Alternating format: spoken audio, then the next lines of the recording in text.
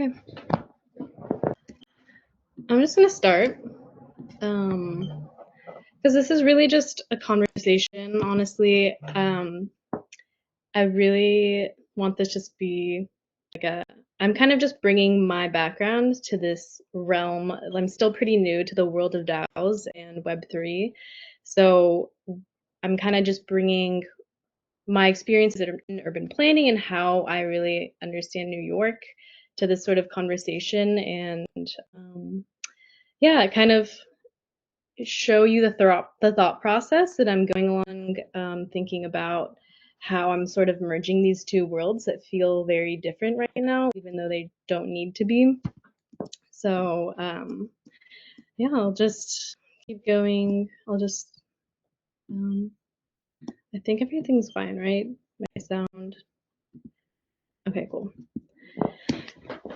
Okay, so I'm just gonna start off with talking a little bit about me and my background. So my background's in urban planning. Like I said, I just finished up a master's program at Columbia where I was studying sort of how urban planning and digital infrastructure and social infrastructure relates to the everyday aspects of our lives and how important it is to spatial justice, and how, place-based issues are or like place is so fundamental to issues of equity and justice, and that's kind of the piece that I find missing from a lot of the digital community, is that a lot of the conversation happens on making let's make third places that are digital, and how do we build all these like digital communities. I know there's a lot of work being done, especially in spaces like this, that are thinking about how to bring that a little bit more to the IRL and make it place-based. But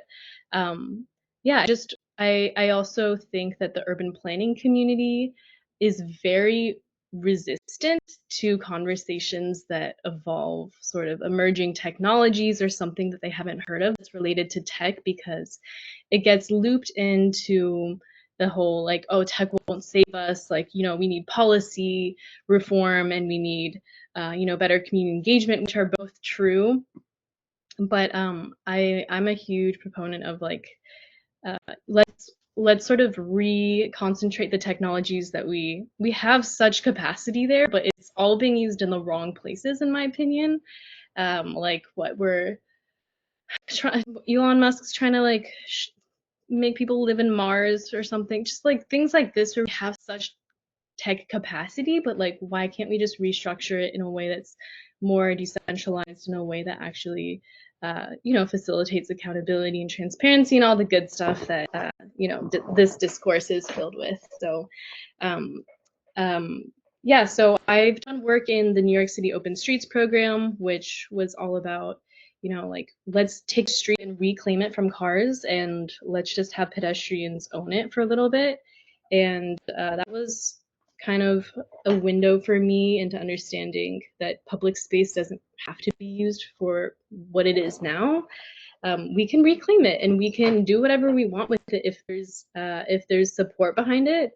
And so yeah, that kind of introduced me into that world. And then I started working for this man who was working in BIDs for a long time, which is business improvement districts. I'll talk about them a little bit, but it's like these place-based neighborhood organizations that manage things like intersections and sort of like streetscape things, not necessarily parks, but through this experience, I learned so much about how terrible place governance in New York City is. It is just filled with inefficiencies, and it doesn't work, and people don't collaborate, and there aren't shared information among the place governors, stewards. There's your first shot, Peter. Like there aren't even like there isn't a universal understanding for what we need. So this is a picture from the placemaking roundtable that I went to fairly recently. So placemakers from all over the world came here, and we're talking about how can we re-envision public space, and how can we govern public space better. And wait. And yeah, this is Ya-Ting Liu. She is the Chief Public Realm Officer. She's really cool, but her office is very flawed. It's, in the mayor's office. And kind of, I was pleased to take away that on the right here, you can see the like network structure. And like, so some of the placemakers were saying like, we actually can take some cues from DAOs and kind of this sort of decentralized structure of online communities, but apply that to things like place governance and really try to work through the bureaucratic and the like permitting and licensing issues that just really prevents actual, good collaborative work from being done in public space. And what I found was really interesting was Ya-Ting started talking about orgware and how we really needed to improve it. But this is kind of what inspired this talk and kind of my thinking lately. Orgware is such a crucial dimension of public realm work. It's referring to the ownership structures and the management networks that enliven and maintain public space, but it's the most overlooked. But as we see here, the part of Mayor Eric Adams' larger plan near New York, they think that the solution to this sort of problem that placemakers face is to launch another city-affiliated public-private partnership to build capacity of local organizations. So, I mean, I'm gonna get into this, but in my view, the inherent problem of place-based organizations is how most of them are public-private partnerships, and so that messes up the whole incentive structure and it silos a lot of these communities that should be working together and participating in the decisions that make actual impact in public space. But they're attempting to solve the problem with creating another public-private partnership, which I find kind of comical. And so this is where I'm kind of like trying to experiment with how can we move outside of this deeply entrenched system. And like, there are so many place management organizations in New York City. It is in a way very decentralized. It's not like a majorly centralized top-down sort of place-making structure. And it's not like that in most US cities or globally, but there is a centralization of power and how we think about like who gets to make decisions about public space. That is centralized. So how can we kind of restructure this is something I find really important. This was from today. I thought I was really proud of myself because Josh, who I am a huge fan of, the blockchain socialist, commented on my cast. And I was talking about David Harvey and the right to the city and how so much of it is privatized public space. Like simply walking out into an intersection means we're surveilled by certain private companies, tech companies. Central Park is managed by Conservancy, that's a private entity, public-private entity. So how can we rethink this? How can we common-ing public space, and how can we shift away from that public-private duality? So first, what even is place governance? It is, it's governance, but it's related to place, if that's obvious enough. Place governance is kind of related to place making, but it draws attention to the scale at which these processes occur and the underappreciated role of stewardship in guiding them. The cycles, as you can see here, are always in motion. It's like placemaking doesn't happen without community members who care about the place, who live there, who are local, who have deeply ingrained roots to that place. And so it's really about like this ongoing cycle that is never stagnant. It is community centered, and it's also it's not just I don't know, I think a lot of people outside of planning think that it's, engineering, or it's like urban design, park design. It's but it's completely a spatial justice issue. It is like the design of our cities and the way we organize neighborhoods relates to things like gentrification and homelessness. And homelessness is a completely related issue to place governance.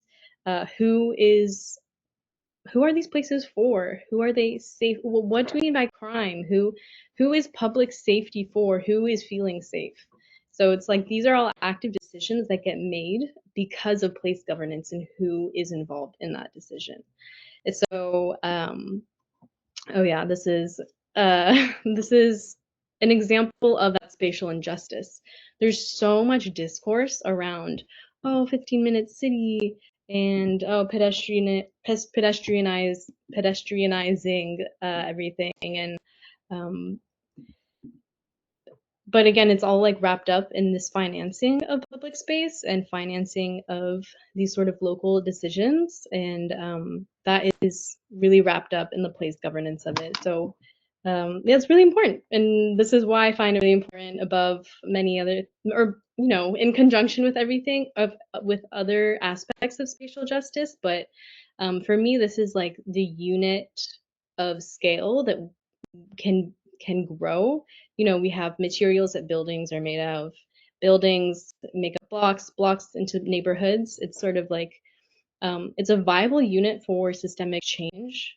And if I had to, define a theory of change, it'd be that strong places are the foundation of prosperous and equitable cities, and even larger than cities, regions. So this is, something that is at the heart of this work, is that it's like, the piece by piece impacts have a really big impact. And cities are important too. It's what covers less than 2% of Earth's surface, but consumes 78% of the world's energy and produces more than 60% of carbon emissions. So it's a really effective place to focus spatial justice work. And so today I'm focusing specifically kind of on the street and the block, so streetscape. Because there's so many different public spaces in New York, and I'll show you that in a second. But the streetscape is really where all systems converge on the street. Culture plays out there one way or another, and so streets can really prototype this sort of democracy that opens different alternatives. And I think that's what today's about, is because it's so unprecedented, like breaking out of the public-private partnership system. When we conceptualize new ways of doing this, it is an experiment. It is unprecedented. No one's really done it, especially in the context of New York. So that's it's like a living lab, and I don't like necessarily the word lab being used to describe, a living, breathing place, but in the sense that we're kind of testing these models out. And yeah, this is Saskia Sesson, urban planning queen. Is by kind of embracing and reiterating that the street is more than a space to represent routine. It's like a new form of social and political, and that's where that all appears. So just to give you some context on New York City's place governance, there's so many different types of public spaces in New York, and that's why I'm kind of specifically focusing on streetscape. There are, parks, there's playgrounds, streets, public plazas, bike lanes, all of that good stuff. And it is a crazy mess of overlapping governmental jurisdiction and government context.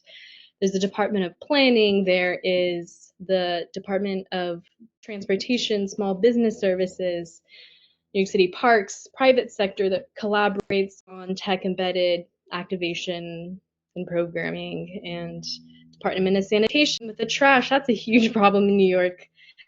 So that's what really makes it complicated, because all of these, it's a huge labyrinth of public bureaucracy, and it does exist in a legal framework, but all of the place governance organizations do not serve the same mission or the same stakeholders.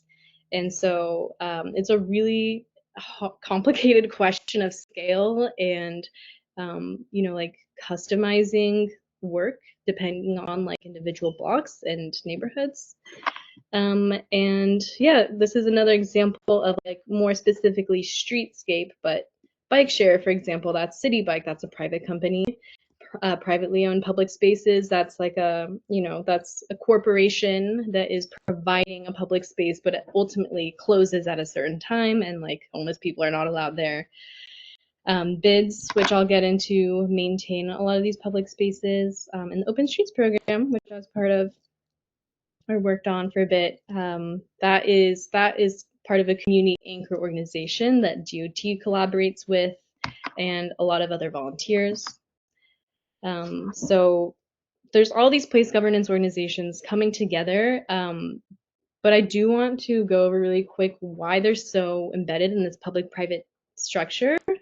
Basically, after the financial crisis in the 70s to 80s, there's a lot of reduced federal funding from the city, and that went into places like parks. And so the city was like, oh, we need to revitalize our commercial corridors and we need to clean it up. We need to manicure our cities from all of the chaos and the disarray, and used all these like words to describe like, it was a huge disinvestment in the public realm, and that's why parks and things like that sort of deteriorated. So the strategy was, okay, let's pump a bunch of money into the private sector and build out public-private partnerships. And so now we have an alphabet soup of place governance organizations in American cities. We have economic development corporations, we have business improvement districts, neighborhood associations, tenant associations. There's so many, but they all sort of operate outside of, in coordination with the public sector. And yeah, so there are these quasi-governmental institutions, and there are some benefits to this. They allow public governments to gain a lot of business know-how and broker deals and finance, and allow businesses to profit from normalized ties to government.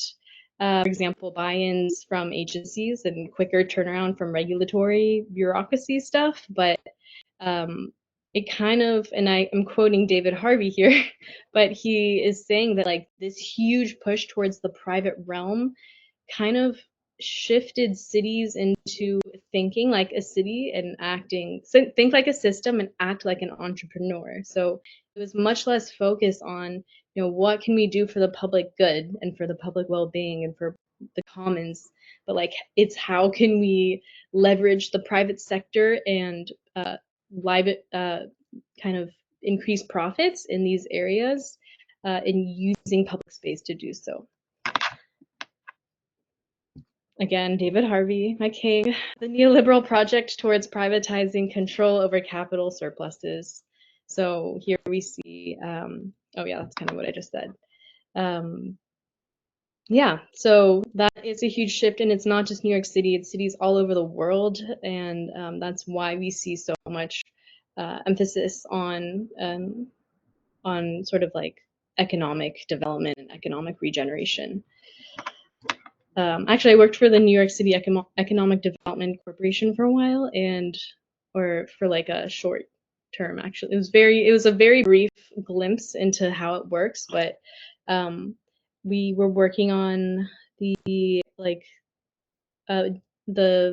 seaport, the FiDi. Basically, FiDi is going to flood because of climate change very, very soon. So they're like doing all these flood resiliency projects to prevent it from happening and building out the waterfront and things like that. But the reason why it's an economic development corporation project was because if it flooded, then it would risk all of the FiDi, the buildings and Wall Street and all of that. So it was inherently an economic driven, like profit driven,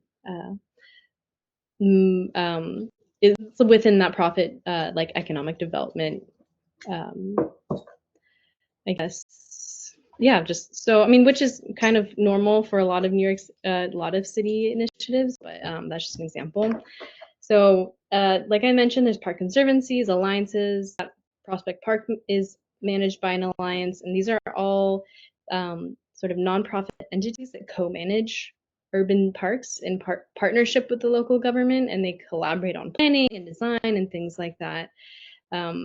in New York City, it's primarily bids, especially sort of like intersections and scenes that look like this. And this is where I have experience because I was working again for someone who was at small businesses and saw so many of the pain points that bids face. And I thought it was a really important place to focus and provide context for, because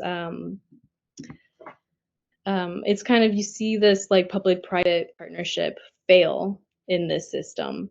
Basically what they do is they, provide supplemental services. Like the city will take care of a lot of things like sanitation and like, making sure that the streets are operating and everything is fine and happening, but bids provide supplemental services for the benefit of the long-term economic health. So that means like they'll have extra people like picking up trash bags and beautification efforts. So therefore, it's like that is sort of a function of spatial inequity, because we see some areas have bids, some areas don't even have bids at all. So that is like it's not kind of something you have to opt into, basically, in neighborhoods that have the money and resources to do so have more of that. And another, this is a funny photo. This is the New York City Bid Association, and this was on their front cover. A cop with a man saying, "We are keeping New York City safe and clean." And this is something that I just think really it shows you the nature of this work. It's like it's who is safe and clean, who is that for, who is safe for, who feels safe. It's not actually a very community driven process. It is in the interest of protecting property, because most of the people who make decisions and bids are property owners. It's like all the people on the board are people who have vested interest in the commercial property there. So if you are, a regular, resident of that neighborhood, your voice isn't weighed in the way that a property owner is.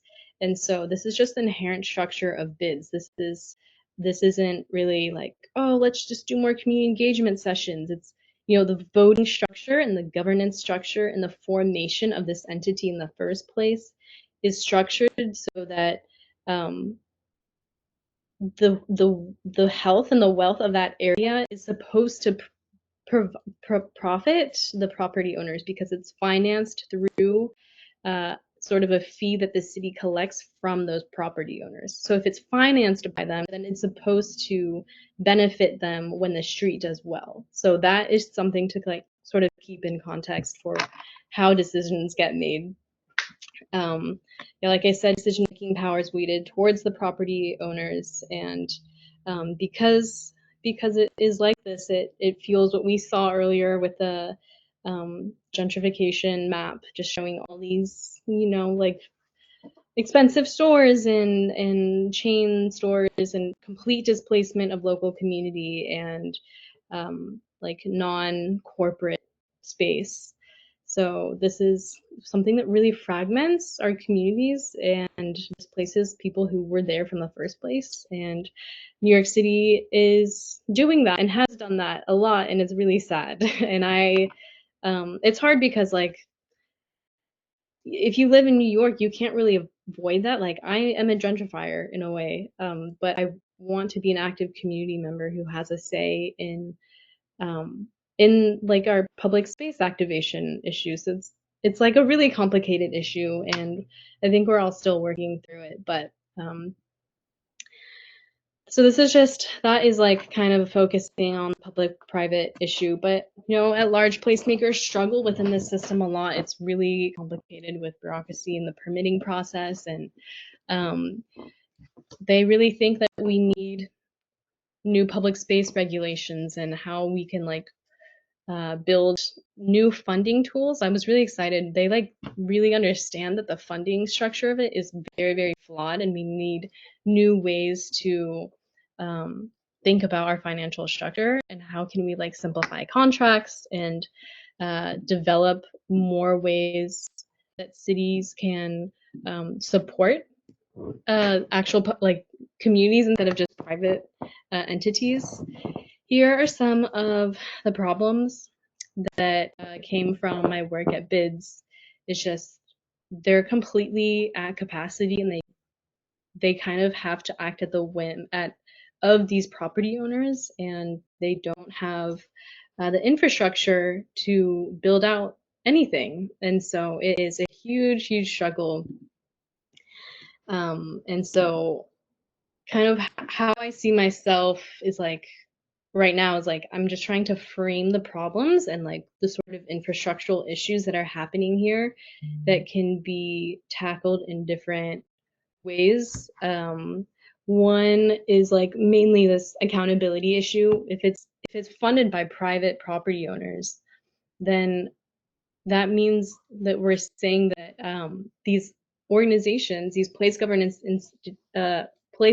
organizations, are accountable to them and not to the public interest. And then there's lack of, we talked about community participation, but infrastructure and coordination. There's lack of like just baseline understanding of like what is a successful public space, who are the like there isn't an essential landscape for all of the existing place governance organizations.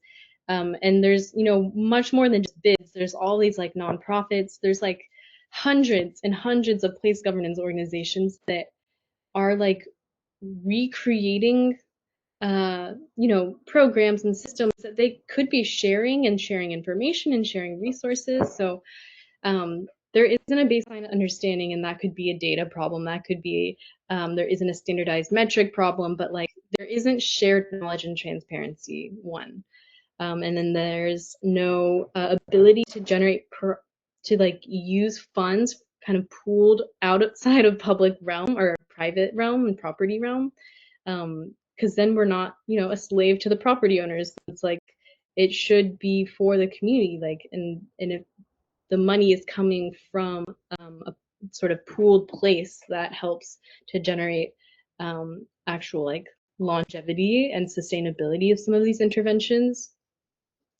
And another area is that there are not, there is sort of like this one size fits all approach that just doesn't work. And that's what's so complicated and like interesting also about place-based work. Every single neighborhood has their own community, and they have their own needs that are very place specific. It's very hyper local. And so a lot of the place activation methods are and they're so top down, and it's like, let's implement this one program all over the city, but actually, like for example, the Open Streets program, let's like help neighborhoods all over New York City implement this open street program, but it's a volunteer run program. So communities that are under resourced, that are poor, often Black and brown communities, they don't have the resources and time to like commit to just volunteering for an entire weekend to make this open street work. But for example, in Park Slope or Prospect Heights, which are very wealthy white neighborhoods, they do have people who can just dedicate to activating this space. So this volunteer run place governance system doesn't work, but it's being treated as if it does from the top down. And another pain point is that bids don't have, like I was kind of mentioning earlier, this sort of experimenting with public space activation. We don't, in the face of climate change, we don't know what's going to happen. And we don't have this way to adaptively and flexibly, like just how to like adapt to sort of in climate events, and how can we kind of on the fly brainstorm something and make it happen. A lot of times placemaking will have great intentions, and they'll have all these innovative green sort of activation programs that they want to implement, but they also don't have like if something were to happen, they would have to absorb all of that risk. The city doesn't absorb the risk, even though it's for the benefit of the city. So we also need more risk absorption. And I put that, my slides are all over the place, sorry. I'm gonna, yeah, so we need sort of a decentralization of risk, or the city to absorb it, but the city hasn't been doing that, and I don't see them doing that in the near future. And so that is a pain point that really prevents us from experimenting with new place governance approaches. And I guess a more bureaucratic one is sort of the permitting process. There's such red tape when it comes to permitting space and getting the permit to like do a certain activation in public space that it really stalls projects, and um, it prevents things from happening in a time when there's still the momentum and community support. It gets lost in all this paperwork, and it ends up really obscuring the process. And so there needs to be a way to allow bids and other place governance organizations to on the fly be able to, and this isn't like a high-tech urban planning, urban design thing. I'm not saying we need to like have put solar panels in and like do this thing, like putting these like link NYC kiosks necessarily. It's like there are some activations that are so simple, like painting the ground, like that literally makes it so much safer for pedestrians because it is like a visual cue, and it prevents cars from speeding and all that stuff, and it also just adds joy. It's so cheap, but like these are things that are not like a technological capacity thing. It's like a permitting and bureaucracy thing. So that needs to be made much more flexible, and it needs to be um, it needs to be, well, there's this word that my old boss always used, and I'm trying to think of it. Oh, nimble. It needs to be nimble. It needs to sort of be able to navigate certain like contextual and like circumstantial situations. And so that's a really important aspect of this place governments that so many of these placemakers and people at bids just struggle with, and it is something that kills the work. It's so sad. There's so much joy in this work, but it becomes this bureaucratic mess. And so, yeah. And yeah, and people need to have a bigger say at these decision-making tables. Like I said, it needs to be focused on the commons and the people who live there, not on people who are profiting off of it. So that's sort of, yeah. And like, again, like this is such a complicated issue, and like I'm not saying I have any solutions. Again, this is sort of, there's so many legal, financial, like technological issues here that we need to work through. But if we don't like start sort of experimenting with it, then we're just going to get further entrenched in this system. So that's kind of how I see this work, is like let's just almost like, I mean, New York is such a capital-driven city. It's almost hard to even imagine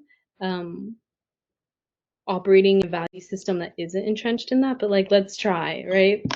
And here's some kind of interesting like shifts that I really appreciate and kind of guide this work.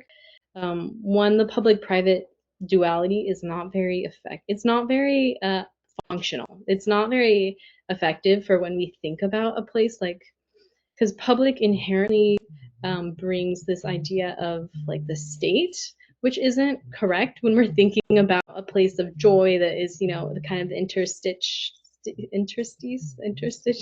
interstitial place between stores and people's homes and the library. It's like it is a common area, and so let's maybe like, I think language is very important. So if we can like sort of shift how we describe these places, I think that can also shift kind of like a mutual understanding of who that space is accountable to. I also think that civic space is a good way to describe public space, or is a better way to frame it, because um, civic space kind of connotates actual civic engagement where people are proactively making decisions about what happens there. And also, it kind of infers that there is this collaborative decision making process that happens. And we don't actually think about that very often, that, oh, like, if I live here, I have a say in, what, if is there a bike lane here? Like, can I make that happen? Um, there People don't like realize that they have the power to do that. And so if we kind of reframe our public spaces as being one that allows for this sort of participation to happen, I think that's really important. And again, this like sort of information sharing piece, it's just wild to me how we have facial recognition technology being, implemented in our subway stations, but we don't have like a common metric to define how like public space, like what success looks like in public space. And not to say that there is a single metric, that's the caveat, but like we need to have some sort of baseline understanding of like who our place governance organizations are and what they need, and like what they need from the government. And so that is sort of like a technological aspect and like a digital aspect. It needs to be real time, and it needs to be sort of updated, and like kind of like Wikipedia. And I have a slide on that later, but yeah. So again, thinking at the scale of the streetscape, all of this needs to be thinking about the long term, not like the profit of corporations. And it needs to be, all of these things need to be in, you know, it just needs to be reframed, basically. Again, this is the more financial aspect, and I'm kind of calling in Marx here, who advocated for more complete use evaluation of materials.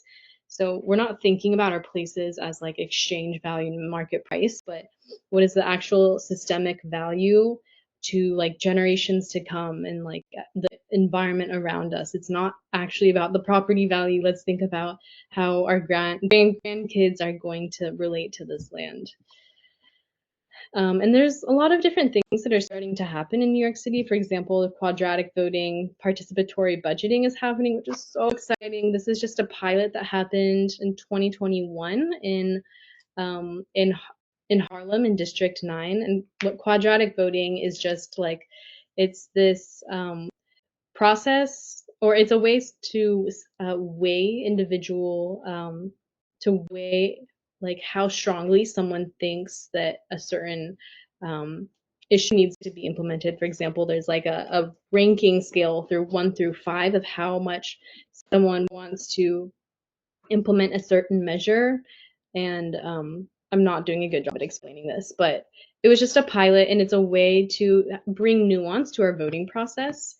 And when that fits into participatory budgeting, which is a process that allows residents to decide how to spend part of the city's budget on local projects, then, like, that actually brings a lot of transparency and collective action to what happens with our money. So if we could bring that to if we could bring this to like bid space, and to not just something that happens at district level, but something that happens on a more granular level, like a bid, or a smaller sort of place-based organization, that would be really beneficial, I think, and bring so much transparency to the process.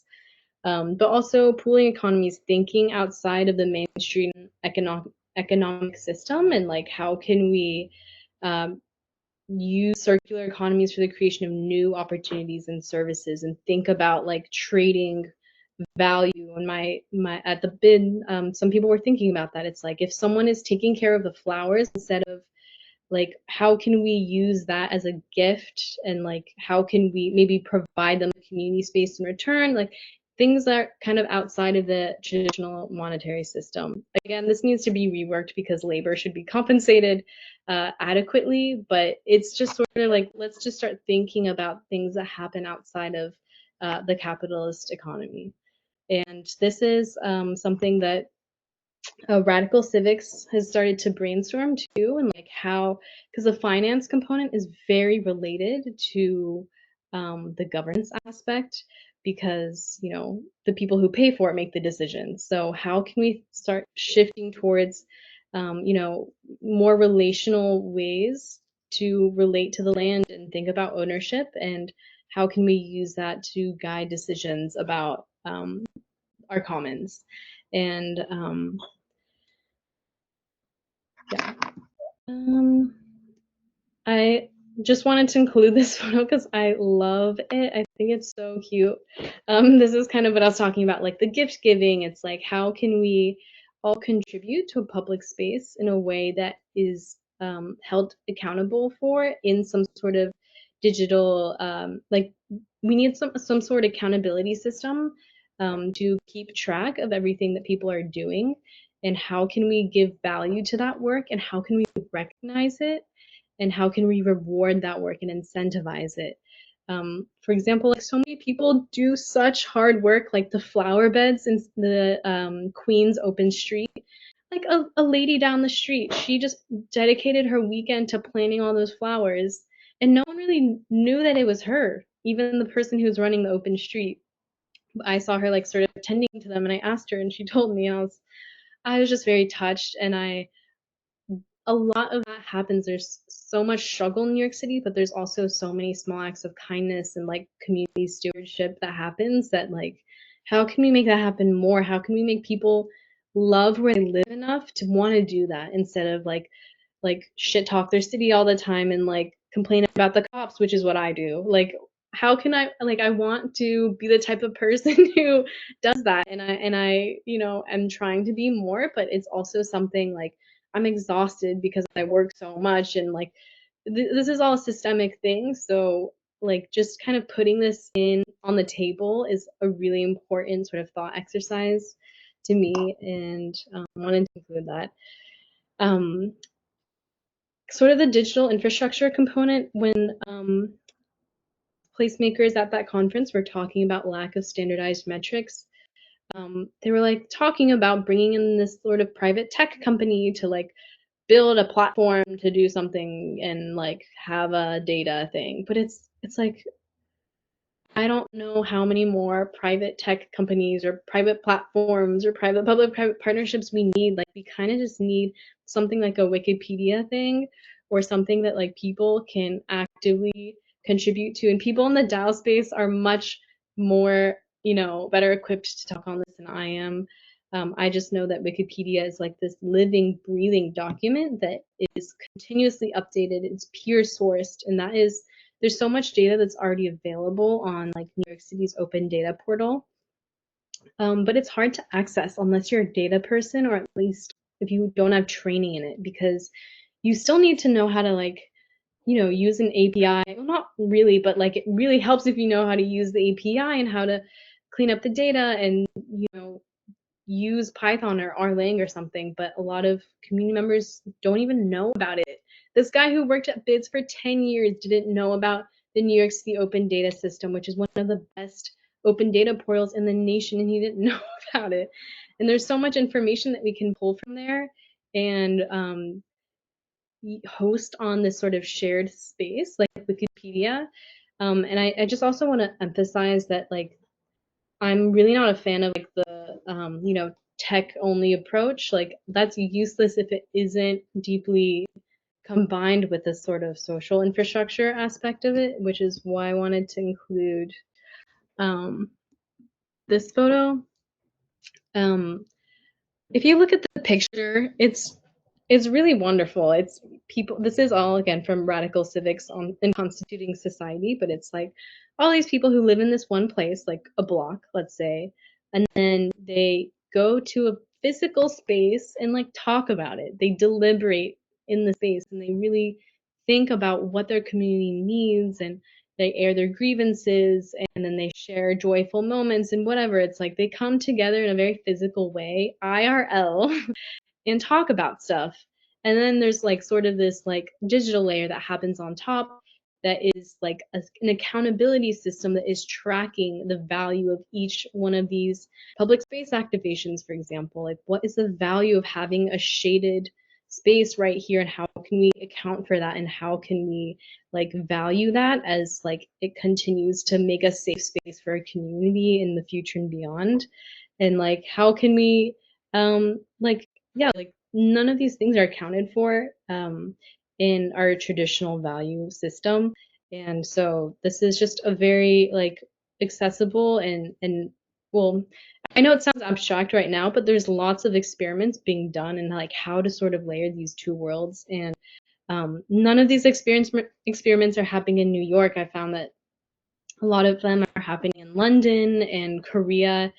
For example, this is from an experiment in Daegu, and these governments are really investing in this sort of common-centric activation, and New York City is not. We continue to have, well, we have like Mayor Eric Adams, who is investing so much money in things like I said, the facial recognition, like AI, and like I'm not saying all AI is bad. I'm just, it's like it's kind of a focus on where we're funneling our money that is so deeply embedded in like the centralized structure. It's like these AI companies are profiting big off of these city investments in technology, but it really could be more of like an open source model that it doesn't have to be so centralized in a corporation's hands.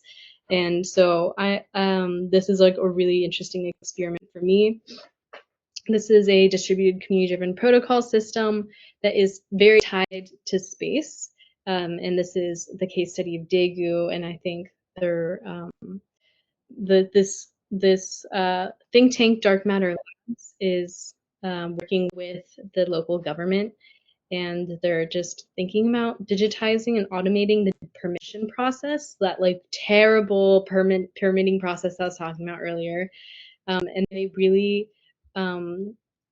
they're like, I guess we can think of it like a it's I guess we can think of it like, and it's kind of hard to describe, to be honest, but these standards are site specific and they're related in that like unique context. And so it allows for really sort of insurgent planning, because when it makes it easy for placemakers to get the permit to do something, then it allows for these like really adaptable sort of like planning processes. And I wish I had a photo of what they actually ended up doing with it. But yeah, it's sort of like these digital ledgers that are very that have community standards, that have general standards and spatial standards that are allowing for like for sort of this open and decentralized way of accounting and holding data about place in a space that place in a space. It's holding this data that can be shared back and forth between the community and the city. And here, I guess this is a more. Can I? Sorry. Okay. This is like the end. So, but this is an example of that being applied in like parametric governance, I guess, like using all of this information to give communities a greater voice in local decision making. So leveraging the data and technology to hold accountable, hold better communications and needs and demands with their city, and so they can make informed decisions. A lot of the times community members don't have the data or evidence to present to public hearings and testimonials and things like that. I currently work in a nonprofit where for AAPI communities, and a lot of times these people don't have the data and evidence to present to the city that would really strengthen their case for certain public activation or sort of public programs or social services. And that is something that needs to be made accessible. And I think, really just one, like starting to track and hold accountable of all of this data and the value that is held in the system, and have it be sort of held in a way that isn't centralized in the hands of a corporation is really important, and to make it accessible to the actual community members, and have them be able to use it as a way to actually make decisions in addition to like presenting it to the city, but like actually use it as a way to within the community sort of like deliberate and sort of have that back and forth is just a really important thing. And again, this is like very left open because that is the nature of this work. That is the nature of like the climate crisis. We don't know what's going to happen, but all we need to know is that like we have systems of accountability and that we have information about what is happening that will allow decisions to be made when the time comes by the community, by the people who live there, who actually care for the place. And I'm sorry, Mia. We need to move to the other meeting. The link is in the chat. It's going to shut us down. I'm sorry. No, but that was perfect timing because we're done. Thank you so much.